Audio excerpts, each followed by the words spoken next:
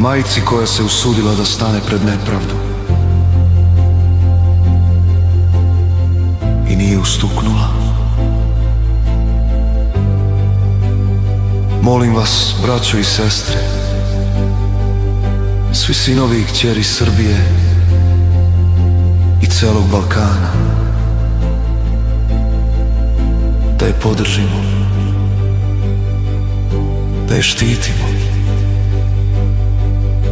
da joj pomognemo. Jer ona ne nosi samo svoj bol, ona nosi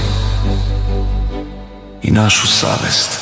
Svaki sin ima majku, svaka majka ima dete, a svaka zemlja ima jednu majku koja za pravdu ustane. Dijana je ta majka, majka Srbije, majka Balkana. Pomozimo joj srcem, delom i glasom, jer ako ne štitimo one koji se bore za istinu,